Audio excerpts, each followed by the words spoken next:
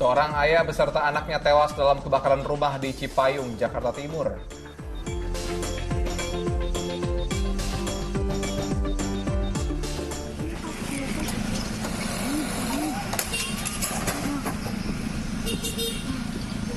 Seorang oknum ASN di Kabupaten Sinjai, Sulawesi Selatan diduga menendang siswi pengendara motor hingga terjatuh di jalan.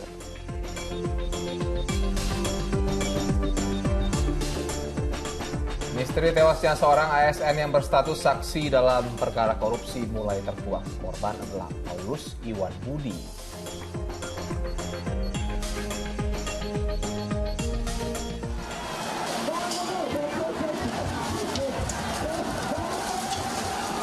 Bentrokan warnai unjuk rasa ribuan orang gabungan masyarakat adat dan mahasiswa di depan Pengadilan Negeri Tanah Toraja, Sulawesi Selatan.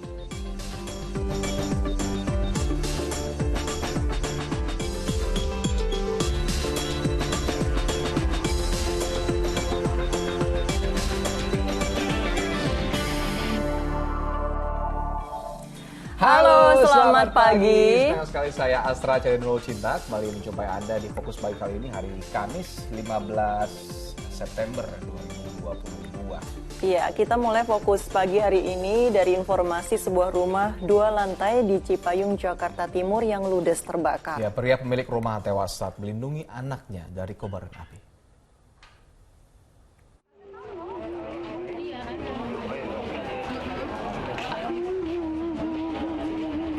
Duka dan tangis keluarga serta kerabat mengiringi jenazah Saiful, warga Cilangkap, Cipayung, Jakarta Timur yang akan dikebumikan pada Rabu pagi. Korban meregang nyawa setelah mengalami luka bakar serius akibat musibah kebakaran yang menghanguskan rumahnya. Menurut saksi mata, kebakaran rumah korban terjadi pada pukul 3.30 Rabu dini hari. Api yang membesar membuat warga sekitar memecahkan kaca jendela rumah sebagai upaya mengevakuasi penghuni rumah. Naas, korban ditemukan tewas dengan posisi telungkup untuk melindungi anaknya yang masih berusia 6 tahun dari kobaran api. Keluar rumah, tiba-tiba apinya udah gede sih. Di dalam kamar, beda kamar. Istrinya di kamar satu, yang satu lagi almarhum sama anaknya. Bawa kegembiraan di mana dia ada pasti seru. Percaya. Nanti ada gang di masjid. Ya udah meser. Ya dia nggak ada karena nolongin anaknya. Istri dan anak korban yang mengalami luka bakar serius dilarikan ke rumah sakit untuk mendapat perawatan intensif. Dugaan sementara, kebakaran diakibatkan hubungan arus pendek listrik. Api berhasil dipadamkan oleh petugas pemadam kebakaran Jakarta Timur yang bekerja sama dengan warga setempat. Muhammad Subadri Arifki melaporkan dari Jakarta. Sementara itu, setelah mendapatkan perawatan intensif, bocah berusia 6 tahun korban kebakaran di rumahnya di Cilangkap, Cipayung, Jakarta Timur menghembuskan nafas terakhir di rumah sakit. Kedatangan jenazah di rumah duka diwarnai isak tangis keluarga.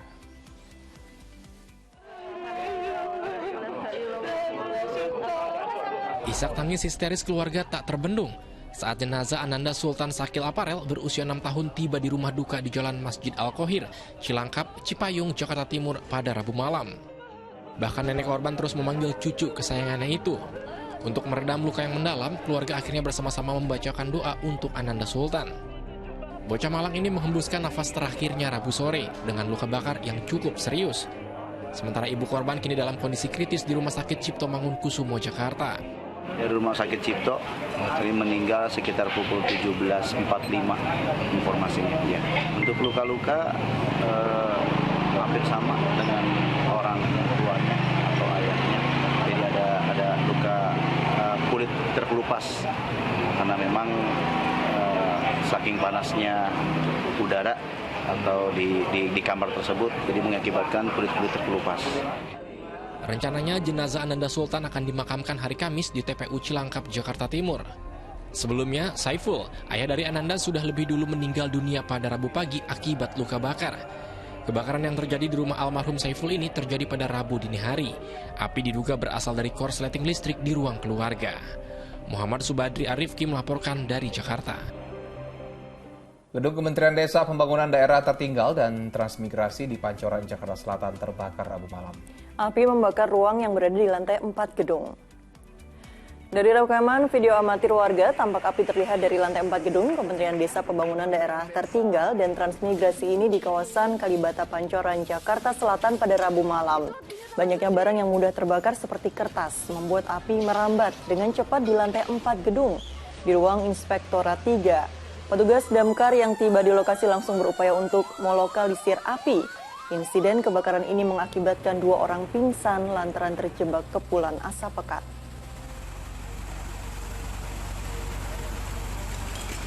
Sejumlah laporan menarik masih akan hadir usai kumandang azan subuh untuk wilayah ibu kota DKI Jakarta dan sekitarnya. Ya, diantaranya dugaan seorang oknum ASN di Kabupaten Sinjai, Sulawesi Selatan menendang siswi pengendara motor hingga terjatuh di jalan menuai sorotan masyarakat luas. Tetaplah bersama Fokus Pagi.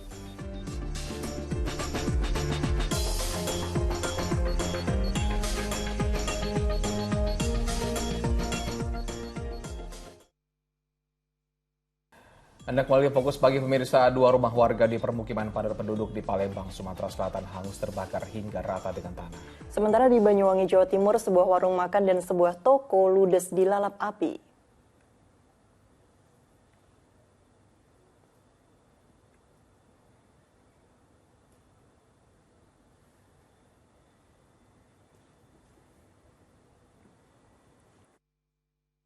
Ada kebakaran yang terjadi pada Rabu siang meludeskan 2 bangunan warung makan dan sebuah toko di kawasan pabrik pengalengan ikan di Kecamatan Muncar, Banyuwangi, Jawa Timur. Ini warga berupaya memadamkan api dengan peralatan seadanya, sementara sebagian lagi menolong pemilik warung menyelamatkan harta bendanya.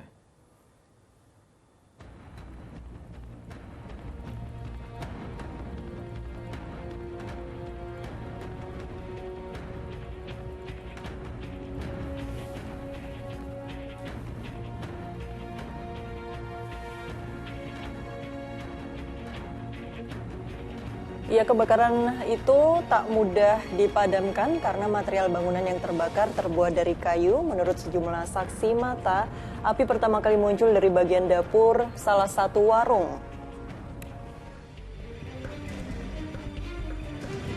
Sementara itu di seberang Ulu 1 Palembang, Sumatera Selatan, kobaran api menghanguskan 2 rumah warga yang berada di kawasan padat penduduk pada Rabu malam. Api dengan cepat melalap rumah yang terbuat dari bangunan semi permanen tersebut hingga rata dengan tanah.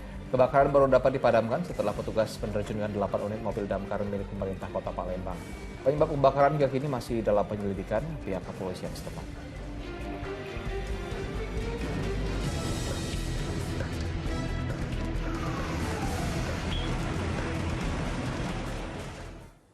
Masih dari informasi kebakaran diduga akibat korsleting pada bagian mesin. Kali ini sebuah motor terbakar di tengah perlintasan kereta api Senen, Jakarta Pusat. Api yang berkobar membuat pemilik kendaraan bersama pengguna jalan langsung memadamkan api dengan alat seadanya.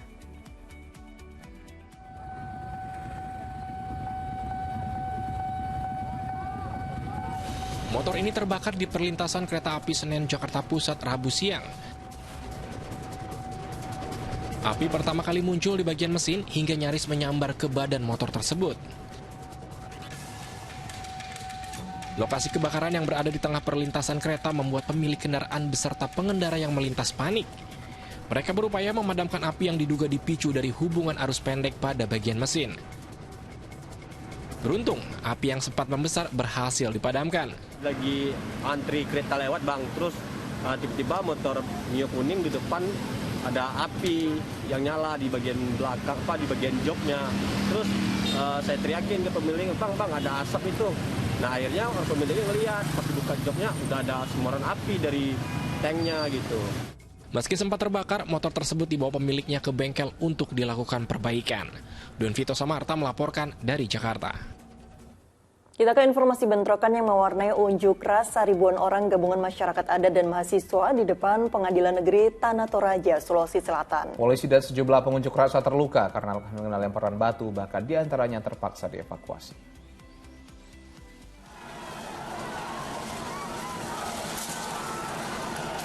Bentrokan terjadi setelah putusan Pengadilan Negeri Makale Kabupaten Tanah Toraja, Sulawesi Selatan, Rabu siang memenangkan keluarga ahli waris. Mahasiswa, pelajar, dan masyarakat adat pun tak terima hingga emosi mereka tersulut. Massa menyerang kantor pengadilan dengan lemparan batu dan kayu. Kaca-kaca kantor pengadilan pecah dan mobil patroli polisi rusak.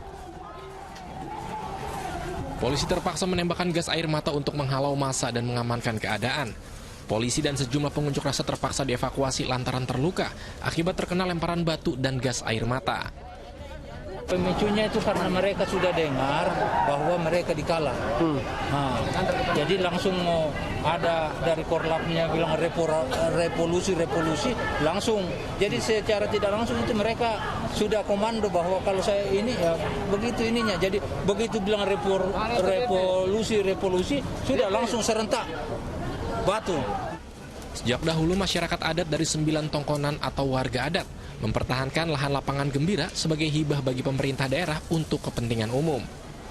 Kami hari ini sangat merasa kecewa kepada pihak pengadilan negeri Magale yang memenangkan.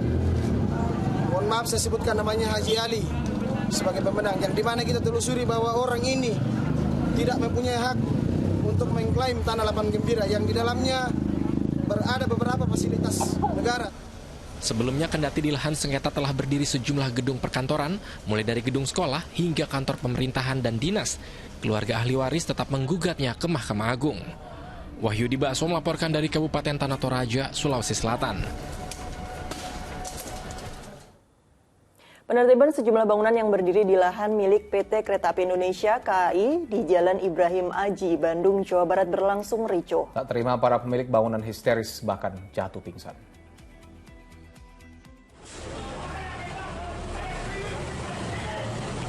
Puluhan warga yang menempati bangunan di atas lahan PT KAI ini kebingungan. Beberapa marah-marah tak terima penertiban yang dilakukan petugas.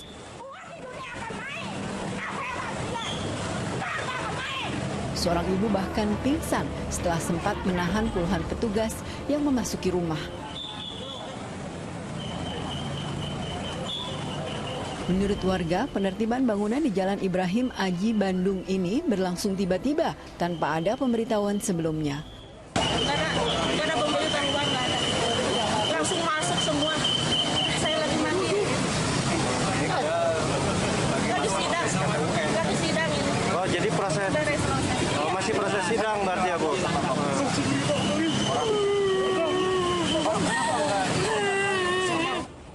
PT KAI Daop 2 Bandung menyatakan lahan tersebut sedianya digunakan untuk disewakan sejak tahun 2017. Ya, jadi disewa oleh Saudara Maman. Saudara Maman berkontrak dengan kami di PT Kereta Api Indonesia sejak tahun 2017 hingga tahun 2021. Selama masa kontrak tersebut, mereka hanya 1 kali melakukan pembayaran, artinya pada termin pertama dari 5 termin yang ada. Selebihnya mereka tidak melakukan pembayaran terhadap PT Kereta Api. Rencananya PT KAI akan kembali menyewakan lahan tersebut setelah seluruh bangunan di atasnya dikosongkan. Muhammad Rizal melaporkan dari Bandung, Jawa Barat. Banjir dan longsor melanda Samarinda, Kalimantan Timur. Ya, ketinggian banjir hingga hampir 1 meter membuat petugas harus mengevakuasi warga dari rumah mereka. Ini 1 warga dilaporkan meninggal dunia akibat tertimbun longsor setelah hujan deras yang terus mengguyur.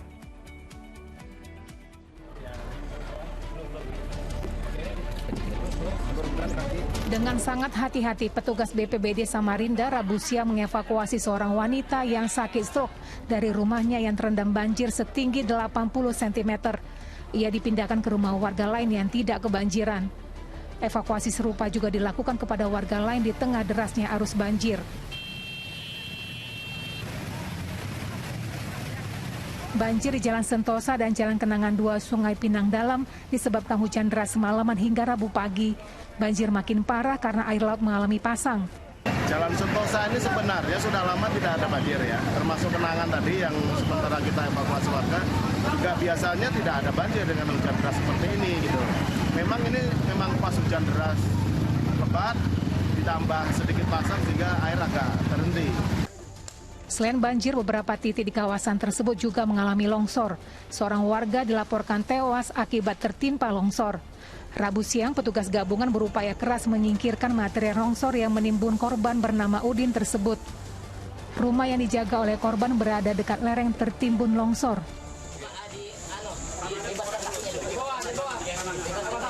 Jasad korban kemudian dibawa ke Rumah Sakit Abdul Wahab Sarani. Jam 1 hujan deras. Nah, pada saat itu memang terjadi longsor plus hujan deras ya itu. Tapi diketahui warga baru pagi bahwa memang ada korban di situ. Di Samarinda, BPBD mencatat ada 31 titik banjir dan 18 titik longsor. Karenanya warga diimbau tetap waspada karena longsor susulan mungkin terjadi. Amir Hamzah melaporkan dari Samarinda, Kalimantan Timur. Seorang pekerja bangunan di Desa Lingkar Barat Bengkulu tertimbun longsor saat sedang membuat pondasi rumah. Setelah proses evakuasi berjalan 30 menit, korban akhirnya berhasil diangkat dari timbunan material longsor dalam keadaan selamat.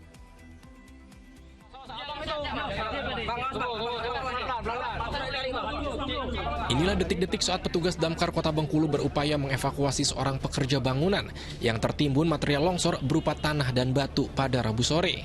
Korban tertimbun longsor saat sedang menggali lubang untuk membangun pondasi rumah di Jalan Jenggalu, Kelurahan Lingkar Barat, Kota Bengkulu.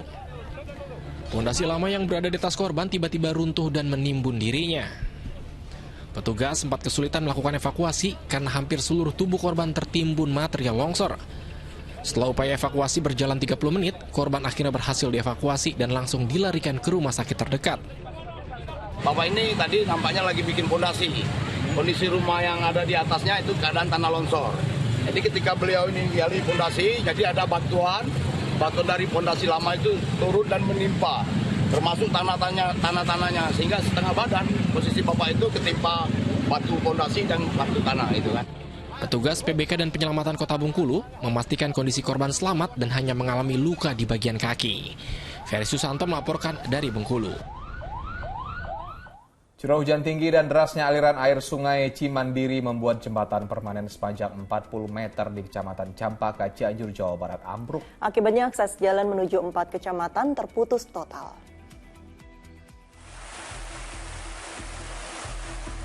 Beginilah kondisi jembatan patrol di Kampung Patrol, Kecamatan Cempaka, Cianjur, Jawa Barat, Rabu kemarin.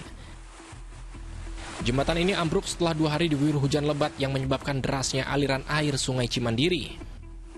Jembatan merupakan akses utama warga menuju 4 kecamatan dari 2 kabupaten, yakni Kabupaten Cianjur dan Kabupaten Sukabumi. Bantalan dan dinding penyangga jembatan yang memiliki panjang 40 meter dan lebar 9 meter ini terkikis terbawa arus aliran sungai. Untuk menghindari korban jiwa, akses jalan yang berdekatan dengan jembatan ditutup total petugas. Pada Senin sore, sudah ada tanda-tanda jembatan tersebut akan ambruk. Ini diakibatkan oleh tergerusnya oleh debit air yang sangat tinggi, itu pada hari Senin. Pada hari Senin kemarin, sehingga pondasinya itu terkikis oleh air, sehingga ambruknya jembatan ini. Dampak yang diakibatkan ini tetap saya simpulkan dari cuaca ekstrim, lantas mengakibatkan selokan-selokan, kali banjir, sehingga infrastruktur yang ada, jembatan, baik jembatan permanen maupun jembatan gantung juga ini berdampak dari apa yang kemarin terjadi. Lalu lintas warga pun dialihkan menuju jalur alternatif dengan jarak sejauh 4 km. Rencananya BPBD Cianjur dan dinas terkait akan membangun jembatan darurat untuk mempermudah warga melakukan aktivitas ekonomi dan sosial. Rendra Gozali melaporkan dari Cianjur, Jawa Barat. Dugaan seorang oknum ASN di Kabupaten Sinjai, Sulawesi Selatan menendang siswi pengendara motor hingga terjatuh di jalan menuai sorotan masyarakat luas. Bahkan Bupati Sinjai pun turun tangan dan pihaknya segera memberikan sanksi tegas kepada oknum itu.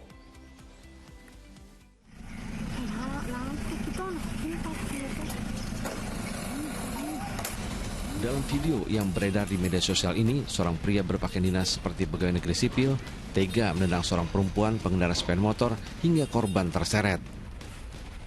Karena menghebohkan masyarakat luas dan jagat maya, kejadian itu pun menuai kecaman dan sorotan tajam. Polisi kemudian berhasil mengamankan oknum ASN dan kini ia tengah menjalani pemeriksaan unit reskrim perlindungan perempuan dan anak Polres Sinjai. Ulah tak terpuji ini pun membuat Bupati geram dan pihaknya akan menindak tegas oknum tersebut. Itu dari hasil pemeriksaan tersebut, kami dari pemerintah daerah akan melakukan kajian bagaimana hal-hal yang dilanggar oleh ASN tersebut, baik dari kode etik kepegawaian maupun hal-hal yang mungkin dilakukan oleh ASN tersebut dianggap melanggar. Insya Allah kita akan berikan tindakan setegas-tegasnya terhadap pelaku yang insya Allah memberikan efek jerah. Sebelumnya mobil oknum diduga ASN bersenggolan dengan motor korban di Jalan Bayangkara, Sinjai Utara. Tak terima dengan kejadian itu, oknum ASN itu pun menendang motor pengendara yang belakangan diketahui seorang siswi SMP. Andi Muhammad Sardi melaporkan dari Sinjai, Sulawesi Selatan. Misteri tewasnya seorang ASN yang berstatus saksi dalam perkara korupsi mulai terkuak. Korban adalah Paulus Iwan Budi. Informasinya sesaat lagi bersama rekan saya Asran Syadi.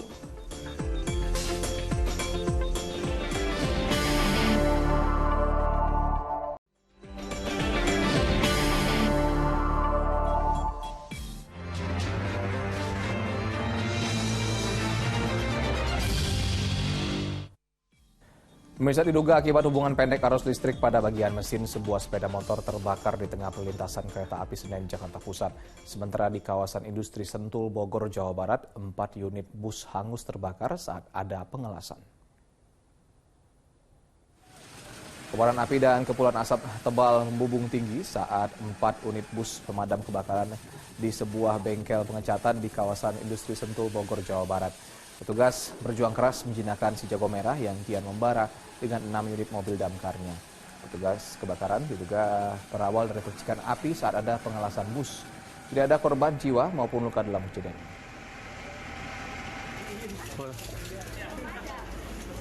Pengelasan Pak, pengelasan yang kemudian dari pihak bengkelnya mungkin agak telat mencopotkan apinya itu, akinya Pak, mencopotkan akinya agak lambat. Terus menyambar ke seluruh bis? Ya, menyambar melalui komponen-komponen yang ada di bawah bis, kabel-kabel. Tidak diterima ditegur oleh istrinya karena sering menonton film dewasa. Seorang pria di Sidoarjo, Jawa Timur nekat membakar istrinya. Tidak hanya itu, api juga kemudian menyambar mengenai anak tirinya.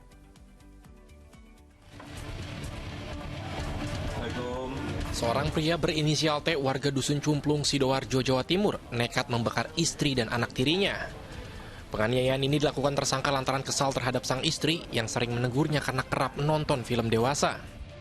Tersangka membakar kedua korban dengan cara menyiramkan bensin. Beruntung, bensin yang disiram hanya mengenai bagian kaki dan pinggang korban.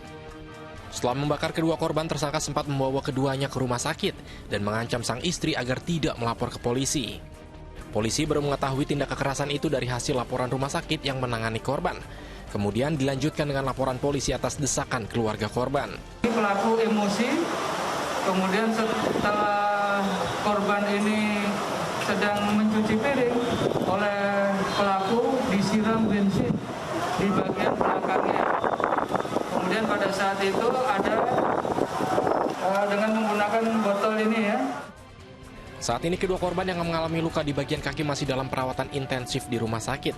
Sementara itu, tersangka dan barang bukti diamankan di Polresta Sidoarjo untuk penyidikan lebih lanjut. Eko Yudo melaporkan dari Sidoarjo, Jawa Timur.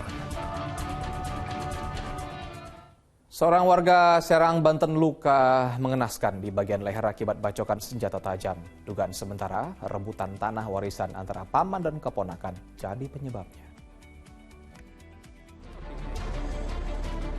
Warga langsung membawa Rasam, pria berusia 68 tahun, warga Cimengger, Banten, ke rumah sakit karena luka mengenaskan di lehernya. Rasam menjadi korban pembacokan keponakannya sendiri. Polisi langsung menangkap dan memeriksa tersangka. Dugaan sementara rebutan tanah warisan antara paman dan keponakan jadi penyebabnya. Kini tersangka harus mendekam di tahanan Mapolres Pandeglang untuk penyidikan lebih lanjut.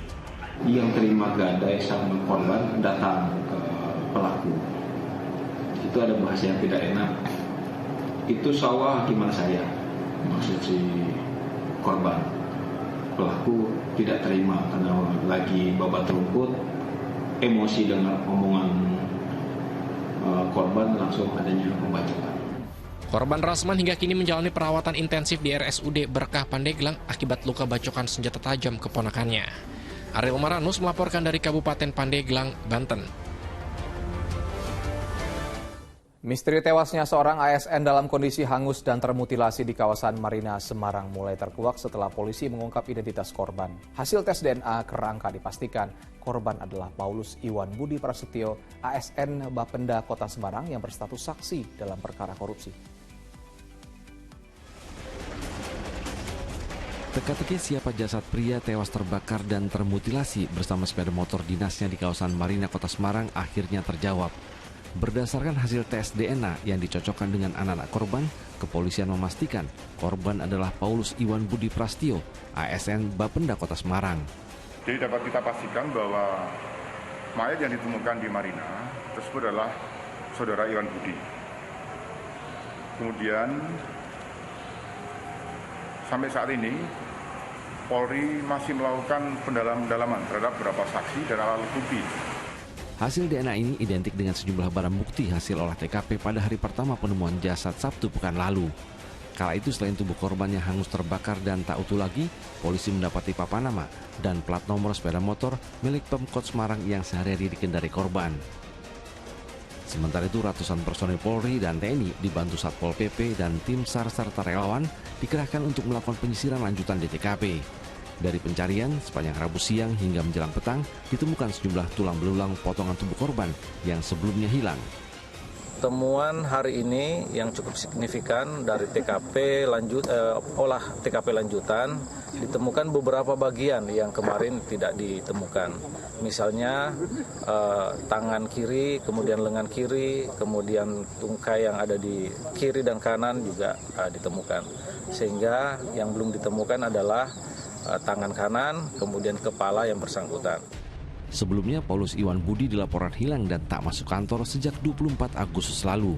Hilangnya lelaki berusia 51 tahun itu diduga ada kaitan dengan kasus korupsi senilai 3 miliar rupiah tahun 2010 yang ditangani penyidik Subdit Tipikor di Treskrimsus Polda Jawa Tengah.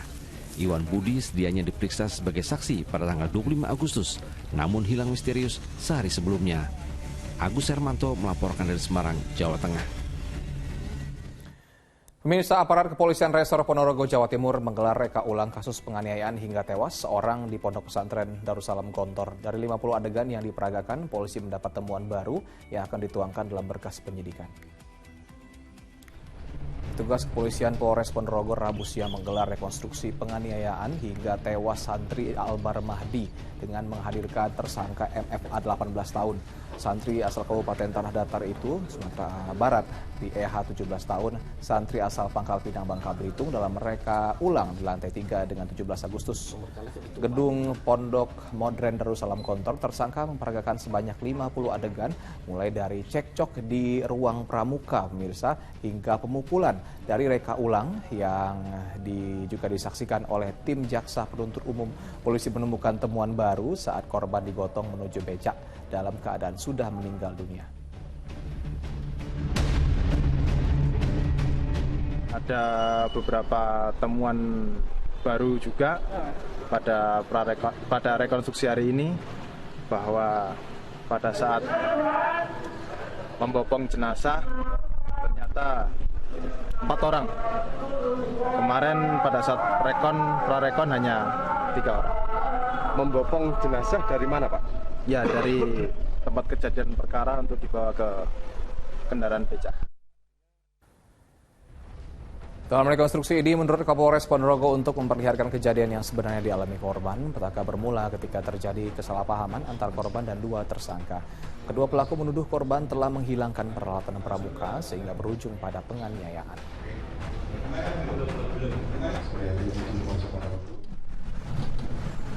Untuk tugas yang seharusnya dilaksanakan oleh kelas 5, barang-barang yang hilang memang belum dilengkapi. Disitulah kesalahan namanya, makanya timbullah tindakan aniaya. Aksi saling serang antar 2 kelompok pemuda terjadi di Jalan Bomang, Tajur Halang, Kabupaten Bogor, Jawa Barat. Kedua kelompok itu saling serang menggunakan sejumlah senjata tajam. 2 kelompok pemuda terlibat saling serang di Jalan Bomang, Tajur Halang, Kabupaten Bogor, Jawa Barat. Belum diketahui pasti kapan peristiwa itu terjadi. Dalam video milik warga yang berdurasi 30 detik, kedua kelompok menggunakan berbagai senjata tajam. Yang jelas itu meresahkan ya, kalau menurut saya itu meresahkan, apalagi membawa tajam. Aksi saling serang di Jalan Bomang, Tajur Halang sudah sering terjadi. Ulah para pemuda tersebut telah meresahkan warga. Asep Solihin melaporkan dari Kabupaten Bogor, Jawa Barat. Aksi tawuran 2 kelompok pelajar di Depok, Jawa Barat berujung maut. Seorang pelajar tewas akibat luka bacok setelah diserang menggunakan senjata tajam oleh kelompok pelajar lain. Tanpa sebab yang jelas, dua kelompok pelajar di kota Depok, Jawa Barat ini terlibat aksi saling serang menggunakan senjata tajam. Naas, dalam tawuran itu seorang pelajar meregang nyawa akibat luka yang dialaminya. Sebelum aksi tawuran itu terjadi, kedua kelompok pelajar tersebut berkomunikasi lewat media sosial, termasuk menentukan lokasi tawuran. Ironisnya, aksi saling serang tersebut hanya untuk merebut pengaruh atau sekedar ajang gagah-gagahan. Karena antara pelaku dan korban ini ada dua kelompok yang awalnya berjanji melalui medsos. Setelah sholat asar sore janji sempat batal, tapi kemudian terjadi pada saat jam 21.00 itu. Jadi TKP-nya di sekitar GDC. Kemudian dalam waktu 1x24 jam pelaku berhasil kita amankan yang berinisial IB. Seorang pelaku berinisial IB terancam hukuman 7 tahun penjara. Sementara para pelajar lain yang terlibat tawuran akan dilakukan pembinaan dengan memanggil orang tua dan guru tempat mereka sekolah. Nahyudi melaporkan dari Depok, Jawa Barat. Seorang pemuda di Kuningan, Jawa Barat nekat menjamret gawai pelajar yang sedang menunggu angkot. Penjamret pun jadi bulan-bulanan warga setelah tertangkap.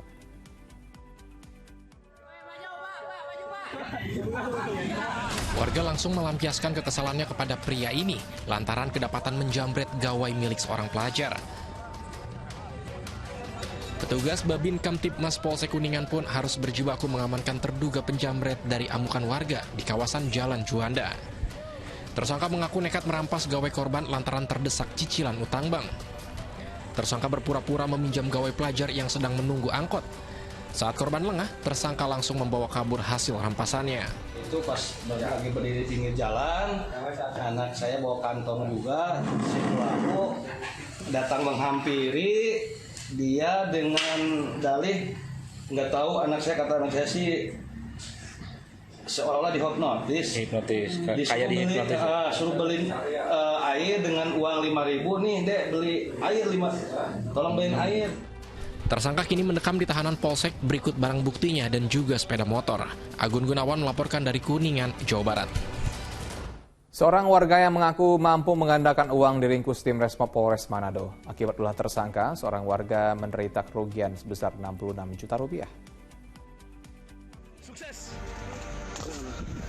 Upaya RS menghindari penangkapan tim Resmob Polresta Manado akhirnya gagal. Penangkapan dilakukan setelah polisi dan tersangka terlibat aksi kejar-kejaran di area perkebunan Modaya Kabupaten Bolaang, Mongodo Timur, Rabu siang. Tersangka RS ditangkap polisi karena telah melakukan penipuan dengan kedok mampu menggandakan uang. Selain itu, tersangka juga mengiming-imingi korban akan memberikan emas batangan. Seorang warga yang ingin uangnya bertambah berkali-kali akhirnya mengalami kerugian hingga 66 juta rupiah karena uang yang diserahkan justru dibawa kabur tersangka. Pelaku mengiming-imingi korban akan menggandakan uang yang diberikan kepada pelaku kepada tersangka. Ya, diiming-imingi dengan sejumlah uang nanti akan digandakan. Kemudian selain digandakan dengan uang juga diberikan batangan emas yang akan nanti bisa dimiliki oleh korban. Hasil pemeriksaan, korban penipuan tersangka RS sebanyak 6 orang.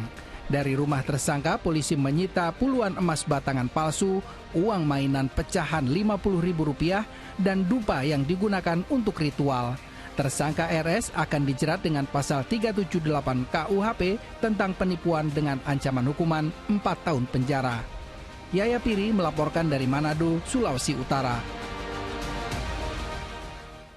Seorang pengedar sabu-sabu di kota Kendari, Sulawesi Tenggara ditangkap polisi saat sedang berduaan dengan kekasihnya di dalam kamar hotel. Dari penangkapan tersebut, polisi berhasil menyita sejumlah paket sabu yang disembunyikan di rumah teman pelaku.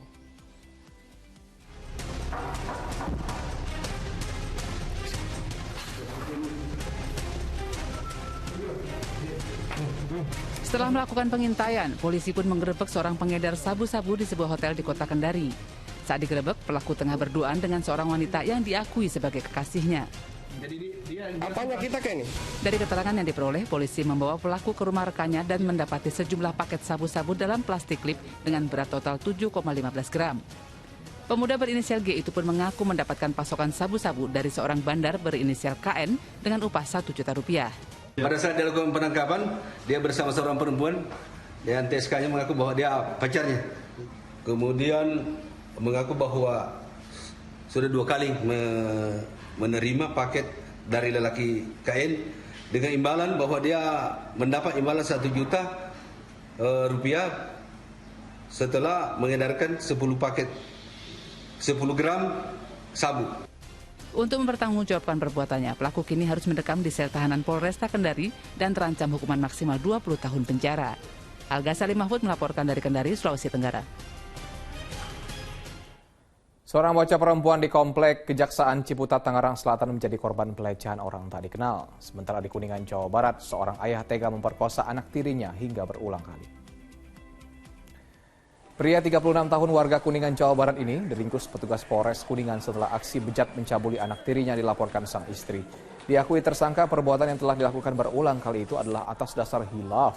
Korban yang masih di bawah umur diduga telah memperkosa tirinya sejak tahun 2021 lalu di rumahnya saat kondisi sepi. Atas perbuatannya tersangka terancam hukuman maksimal 20 tahun penjara. Nanya aja Bang, ditanya apa aja? Dari tahun? Sementara di kawasan Ciputat, Tangerang Selatan, sosok pelaku pemerkosaan terhadap bocah perempuan yang duduk di bangku sekolah dasar terekam kamera pengawas warga dan viral di media sosial. Sebelumnya, melancarkan aksi bejatnya, pelaku diduga telah mengincar dan mengikuti korban yang sedang bermain sepeda di sekitar rumahnya di Komplek Kejaksaan Ciputat. Dari hasil pemeriksaan, korban bahkan diduga sempat mengalami penganiayaan lantaran tubuhnya diseret hingga mengalami luka-luka. Orang tua korban pun membawa putrinya ke rumah sakit sebelum melaporkan kejadian ini ke Mapolres Tangerang Selatan.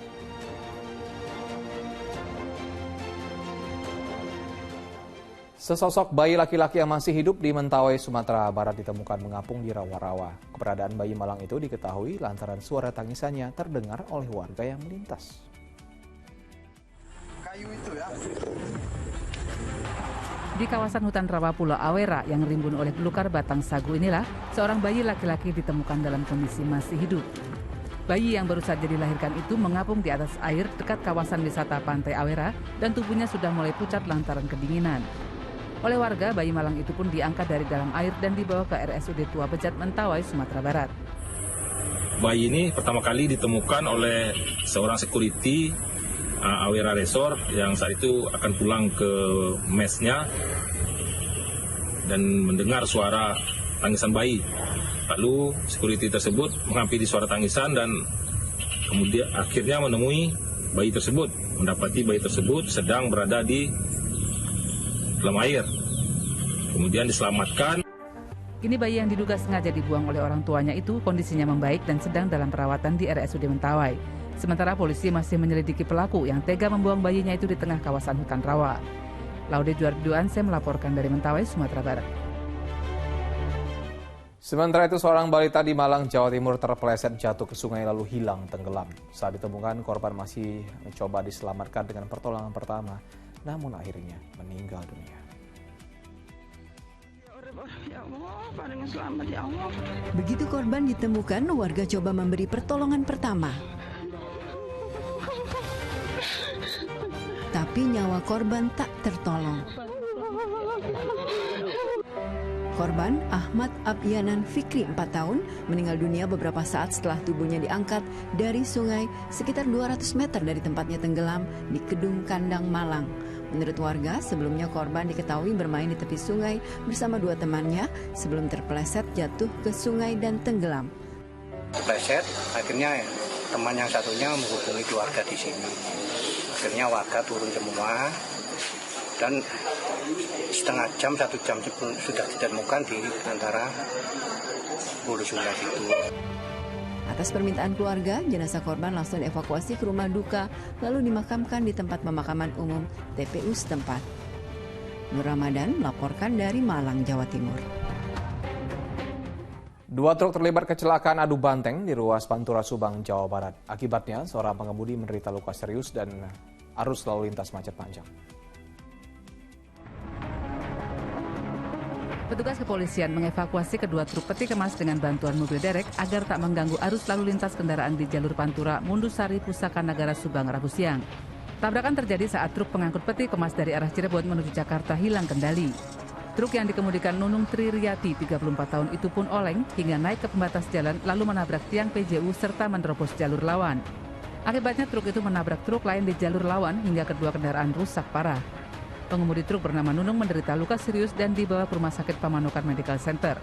Yang dari timur, aku masih naik ke trotoar, pas nonton mobil saya. Tiba-tiba saja? Tiba-tiba. Makanya itu saya langsung belok kiri. Kalau nggak belok kiri ya nggak tahu juga. Berarti adu banteng ya? Iya, adu banteng. Akibat insiden itu, arus lalu lintas di jalur Pantura Subang mengalami kemacetan cukup panjang. Sementara kedua kendaraan ditarik ke area parkir Laka Lantas Polsek Pusaka Negara. Zainal Arifin melaporkan dari Subang, Jawa Barat. Diduga alami keracunan gas klorin, puluhan warga di Kabupaten Karawang, Jawa Barat dilarikan ke rumah sakit. Korban alami gangguan pernapasan, pusing dan muntah hingga mata berair.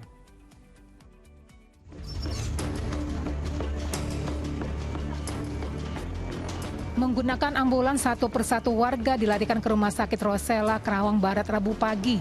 Puluhan warga desa Kota Mekar, Karawang itu mengalami gangguan pernafasan, mual, pusing dan muntah hingga mata berair. Mereka langsung menjalani perawatan medis.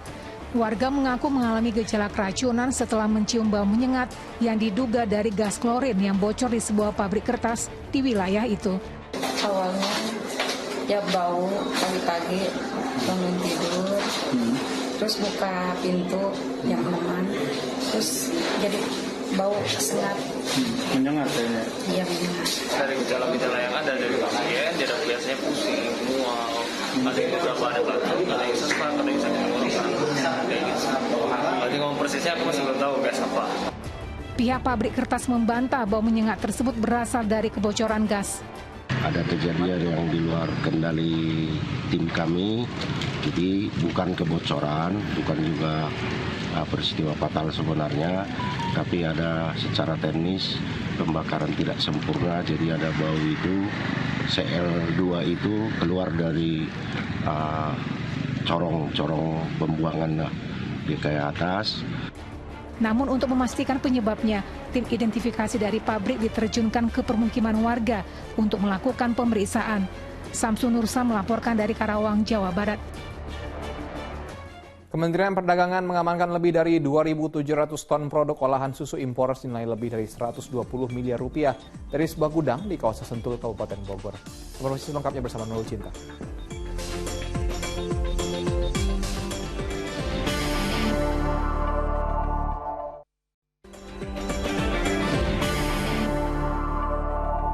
Anda masih menyaksikan Fokus Pagi. Pemirsa, sebuah rumah 2 lantai di Cipayung, Jakarta Timur ludes terbakar. Pria pemilik rumah tewas saat melindungi anaknya dari kobaran api.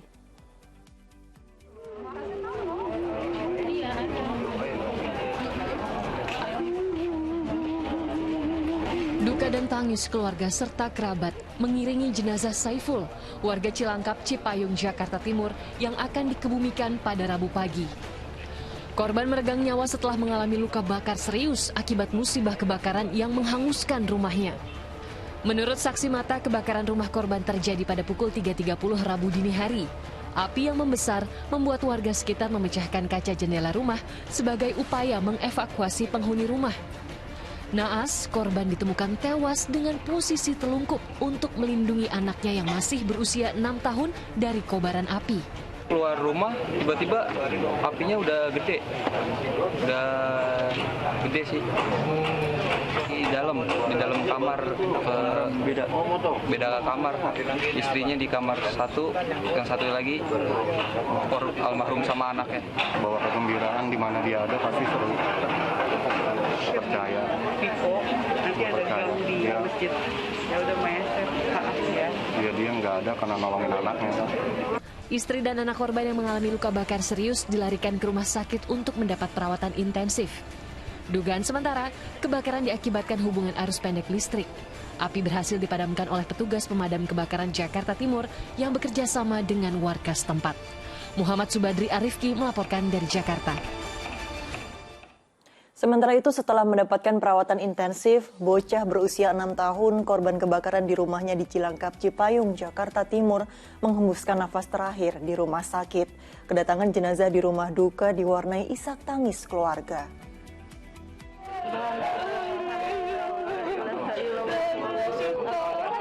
Isak tangis histeris keluarga tak terbendung saat jenazah Ananda Sultan Sakil Aparel berusia 6 tahun tiba di rumah duka di Jalan Masjid Al-Qohir, Cilangkap, Cipayung, Jakarta Timur pada Rabu malam. Bahkan nenek korban terus memanggil cucu kesayangannya itu. Untuk meredam luka yang mendalam, keluarga akhirnya bersama-sama membacakan doa untuk Ananda Sultan. Bocah malang ini menghembuskan nafas terakhirnya Rabu sore dengan luka bakar yang cukup serius. Sementara ibu korban kini dalam kondisi kritis di Rumah Sakit Cipto Mangunkusumo, Jakarta. Dari Rumah Sakit Cipto, kami meninggal sekitar pukul 17.45 informasinya. Ya. Untuk luka-luka hampir sama dengan orang tuanya atau ayahnya. Jadi ada luka kulit terkelupas karena memang saking panasnya udara atau di kamar tersebut, jadi mengakibatkan kulit-kulit terkelupas. Rencananya jenazah Ananda Sultan akan dimakamkan hari Kamis di TPU Cilangkap, Jakarta Timur. Sebelumnya, Saiful, ayah dari Ananda, sudah lebih dulu meninggal dunia pada Rabu pagi akibat luka bakar. Kebakaran yang terjadi di rumah almarhum Saiful ini terjadi pada Rabu dini hari. Api diduga berasal dari korsleting listrik di ruang keluarga. Muhammad Subadri Arifki melaporkan dari Jakarta. Kita beralih ke informasi lainnya. Kementerian Perdagangan mengamankan lebih dari 2.700 ton produk olahan susu impor senilai lebih dari 120 miliar rupiah dari sebuah gudang di kawasan Pergudangan Sentul, Kabupaten Bogor, Jawa Barat pada Rabu pagi. Produk-produk tersebut terancam dimusnahkan karena importirnya tidak mengantongi izin impor.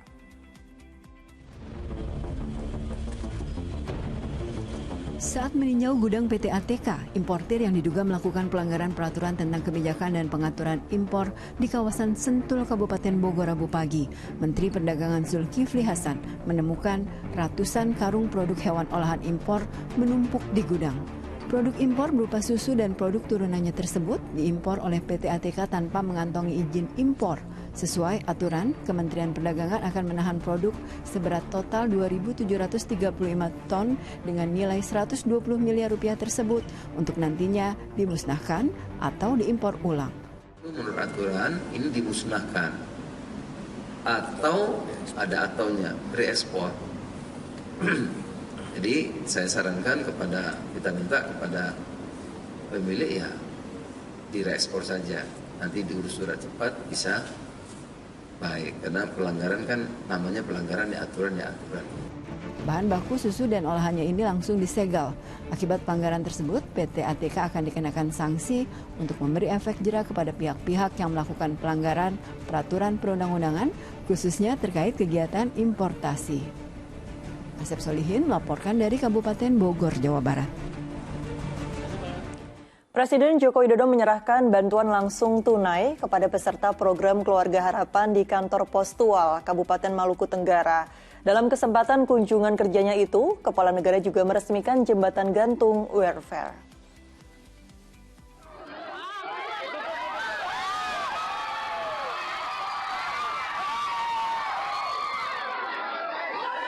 Kedatangan Presiden Joko Widodo di Langgur, Kabupaten Maluku Tenggara, Provinsi Maluku disambut sukacita masyarakat Rabu siang. Melihat sambutan warga, Kepala Negara langsung spontan keluar dari mobil dan berjalan kaki menyapa warga sebelum akhirnya meresmikan jembatan gantung welfare sepanjang 120 meter. Jembatan ini menghubungkan Pulau Fair dan Kei Kecil. Usai meresmikan jembatan gantung welfare, Presiden Joko Widodo membagikan bantuan langsung tunai BBM kepada 100 peserta Keluarga Harapan di kantor Postual, Kabupaten Maluku Tenggara, Provinsi Maluku. Sampai hari ini BLT BBM yang sudah tersampaikan pada penerima itu sudah 5.999.567 di 431 kabupaten dan kota. Selain meresmikan jembatan welfare di Langgur serta penyerahan BLT di kantor Postual Maluku Tenggara, Jokowi dalam kunjungannya ini juga menyaksikan penyerahan 40 unit sepeda motor di Makodim 1503 Tual, Maluku Tenggara oleh Menteri Pertahanan Prabowo Subianto untuk menunjang kegiatan operasional personil TNI di daerah.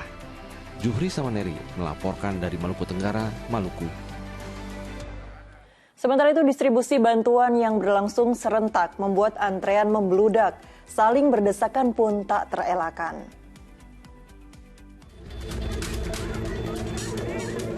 Berdesakan, beginilah kondisi antrian warga saat mencairkan bantuan langsung tunai BLT subsidi kenaikan BBM di Kelurahan Ciberem, Cimahi, Jawa Barat. Penumpukan warga terjadi lantaran pencairan dana dilakukan secara bersamaan. Alhasil warga pun berbondong-bondong sejak pagi guna mencairkan dana BLT dan bantuan sosial lain sebesar Rp500.000. Meski begitu, dari sekian banyak penerima bantuan, tak seluruhnya digunakan untuk membeli kebutuhan pokok. Buat kontrakan. Bayar kontrakan. Cukup dengan uang segini Pak, cukup Pak membantu? Kelurahan Ciberem menjadi wilayah terbanyak penerima BLT subsidi kenaikan BBM di wilayah Kota Cimahi. Sementara itu di Ambon, Maluku, guna mencegah penumpukan warga, pencairan dana bantuan disalurkan langsung ke rumah warga penerima manfaat. Seperti yang dialami Mama Min, warga Air Salobar, Kelurahan Benteng, Ambon ini. Sudah 5 tahun dirinya sakit stroke dan tak ada keluarga yang bisa membantu. Langsung balik saja Ibu? Iya, kasih ya. Banyak. Dari kami pihak pos itu kerja kami untuk bisa memberikan pelayanan yang baik kepada masyarakat, baik itu pelayanan di kantor maupun di tempat penerima atau PKM itu ya. Langkah penyaluran langsung ini juga bakal dilakukan petugas kantor pos Ambon kepada keluarga penerima manfaat lain yang tengah sakit atau lanjut usia. Tim Liputan melaporkan. Gelombang aksi unjuk rasa menolak kenaikan BBM terus berlangsung. Ratusan buruh mengepung kantor DPRD Garut. Inilah aksi ratusan buruh di Garut, Jawa Barat yang turun ke jalan menuju kantor DPRD Garut untuk berunjuk rasa menolak kenaikan harga BBM. Para buruh menolak kenaikan BBM subsidi yang dianggap tidak sebanding dengan upah minimum kabupaten. Mereka juga menganggap subsidi langsung sebesar Rp600.000 yang diberikan pemerintah tak berpengaruh besar.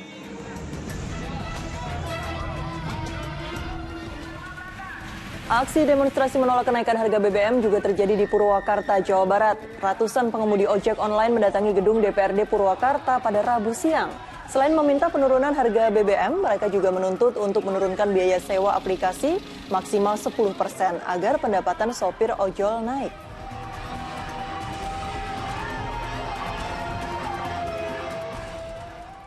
Anggota Komisi 1 DPR Effendi Simbolon Rabu siang akhirnya menyampaikan permintaan maafnya secara terbuka atas pernyataannya yang menimbulkan polemik saat rapat dengar pendapat dengan Kementerian Pertahanan dan TNI. Mendapatkan penjelasan dari Fraksi TNI Perjuangan DPR RI menggelar konferensi pers menyusul polemik yang dilontarkan anggota Komisi 1 Effendi Simbolon saat rapat kerja dengan Kementerian Pertahanan dan TNI. Didampingi Ketua Fraksi Utut Adianto, Effendi Simbolon menyampaikan permintaan maaf secara terbuka kepada institusi TNI. Effendi menjelaskan saat itu dirinya sedang menyoroti ketidakharmonisan di tubuh TNI dan ia menegaskan tidak memiliki niat merendahkan institusi TNI.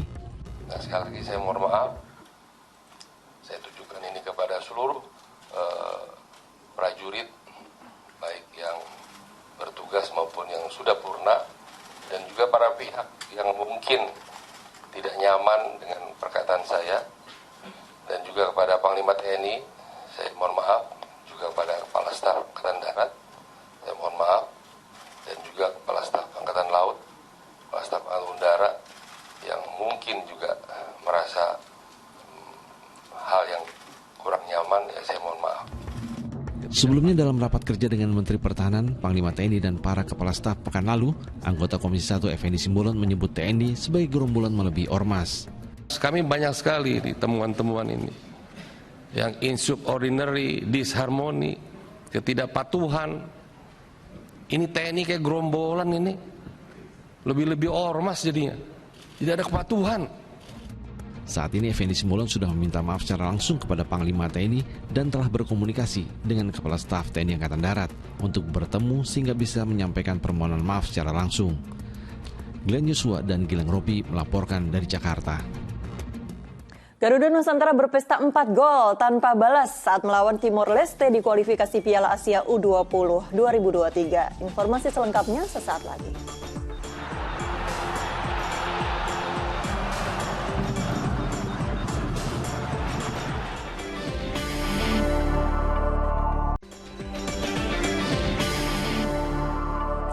Anda masih menyaksikan Fokus Pagi bersama saya Nurul Cinta. Dan saya Astran Syarif. Pemirsa, Presiden kelima Republik Indonesia Megawati Soekarno Putri menghadiri langsung acara penandatanganan kontrak kerjasama antara Badan Riset dan Inovasi Nasional dengan Jeju National University di Korea Selatan. Pada kesempatan lain jelang bergulirnya Jeju Forum for Peace and Prosperity 2022, Megawati terus menyuarakan perdamaian demi kesejahteraan umat dunia. Sejumlah delegasi dari seluruh negara yang berpartisipasi dalam Jeju Forum Peace and Prosperity 2022 menghadiri acara jamuan makan malam yang digelar di International Convention Center Jeju, Korea Selatan pada Rabu malam. Dalam acara ini, Presiden kelima Republik Indonesia Megawati Soekarno Putri serta Sekjen PBB ke-8 Ban Ki-moon juga turut hadir menyapa seluruh delegasi yang tiba. Saat memberikan sambutan, Megawati dan Ban Ki-moon sama-sama menyuarakan perdamaian demi kesejahteraan umat dunia. Sebelumnya pada Rabu sore, Megawati yang menjadi pembicara kunci dalam Jeju Forum 2022 juga mengingatkan kepada masyarakat untuk mencintai lingkungan. Apalagi permasalahan pemanasan global yang terus terjadi membuat dampak besar bagi lingkungan. Salah satu cara yang disarankannya adalah dengan menanam pohon. Secara simbolis, Megawati menyempatkan untuk menanam pohon magnolia di taman seluas 100.000 meter persegi yang berada di halaman resort kesehatan di Pulau Jeju. Bahkan istimewanya, taman ini diberi nama Taman Megawati Soekarno Putri sebagai bentuk kehormatan dari sang pemilik resort. Saya sebagai orang yang pencinta alam memang sangat merasakan akibat yang disebut katanya modernisasi. Orang sepertinya mulai lupa bahwa hidup di alam, mencintai alam itu sebetulnya harus sebuah keharusan. Karena teknologi itu hanya sebuah alat bantu. Pada kesempatan lain, Badan Riset dan Inovasi Nasional BRIN serta Kementerian Kelautan dan Perikanan KKP menandatangani nota kesepahaman MOU dengan Jeju International University Rabu siang. Megawati yang merupakan Dewan Pengarah BRIN juga turut hadir dalam kesepakatan kerjasama ini.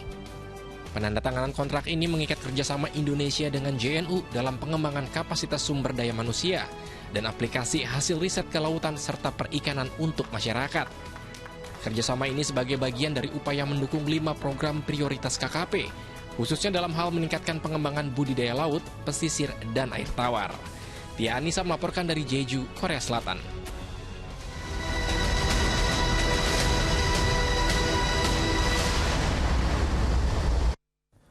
Dari pekan ke-10 BRI Liga 1, Persita Tangerang memetik kemenangan tipis 1-0 lawan PSIS Semarang. Ramiro Vergonzi jadi pahlawan pendekar Cisadane pada laga itu.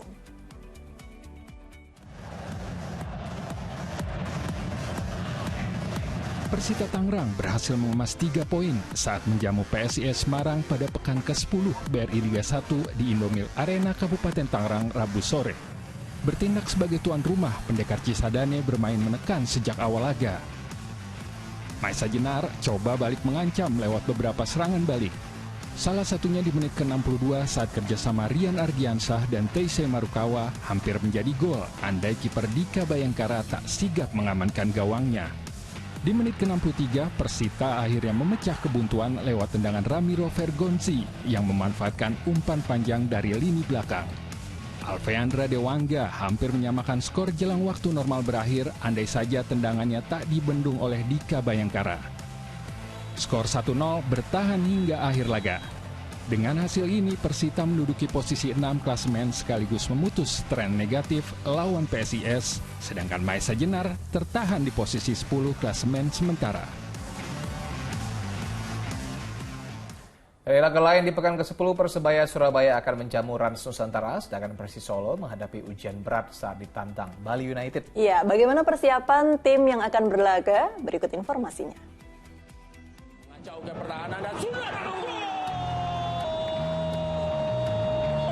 Duel dua tim terluka akan tersaji di Stadion Gelora Delta Sidoarjo, kala Persebaya Surabaya menjamu Rans Nusantara pada pekan ke-10 BRI Liga 1 Kamis sore. Dua laga selalu kalah dan tak bisa mencetak gol jadi tugas yang harus dibenahi tim asuhan Aji Santoso pada laga nanti. Apalagi Bajul Ijo akan bermain di luar Surabaya karena kandangnya dipakai Timnas Indonesia U19 berlaga. Meski bermain di Sidoarjo, Rans Nusantara tetap mewaspadai dukungan bonek karena lokasi pertandingan yang tak jauh dari Surabaya. Makan Konate dan kawan-kawan telah dibekali strategi khusus dan motivasi tinggi kepada anak asuhnya. agar bisa memperbaiki peringkat di papan klasemen. Pada laga lain, Persis Solo yang menghuni papan bawah akan menghadapi laga berat melawan peringkat 2 Bali United di Stadion Manahan Solo Kamis malam. Memetik 1 poin dari 3 laga membuat posisi Laskar Sambernyawa semakin terperosok di klasemen sementara.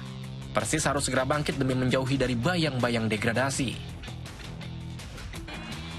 Persis juga wajib mewaspadai bomber Bali United Ilyas Pasuyevic yang baru mencetak hat-trick pekan lalu melawan Dewa United. Ketajaman barisan penyerang Serdadu Tridatu berimbas pada hasil positif selalu menang dalam 5 laga terakhir. Misi mengejar Madura United di puncak klasemen jadi ambisi Bali United memetik 3 poin di Stadion Manahan.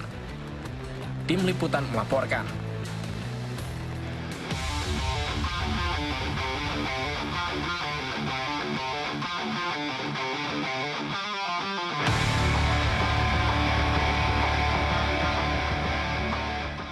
Sementara dari ajang kualifikasi Piala Asia U20, Timnas Indonesia berpesta 4 gol tanpa balas saat melawan Timor Leste. Ya, Hoki Caraka jadi bintang pada laga ini lewat 3 gol yang dicetaknya.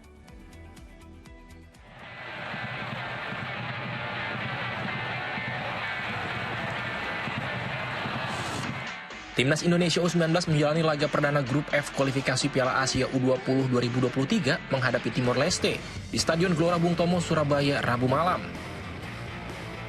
Garuda Nusantara tampil dominan sejak awal laga. 11 menit laga berjalan, Hoki Caraka membuka keunggulan Indonesia usai memaksimalkan umpan Kakang Rudianto.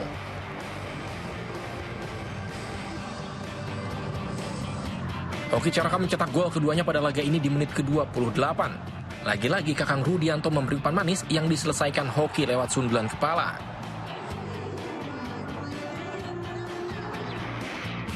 Hoki Caraka menjadi bintang pada laga ini setelah mencetak hat-trick ketika babak kedua baru berjalan 3 menit. Kali ini Hoki mendapat umpan manis dari Robi Darwis dan kembali sundulan kepalanya menjadi petaka bagi tim tamu. Jelang waktu normal berakhir, Rabani Tasni menutup pesta gol tuan rumah usai memanfaatkan umpan lemparan ke dalam Robi Darwis.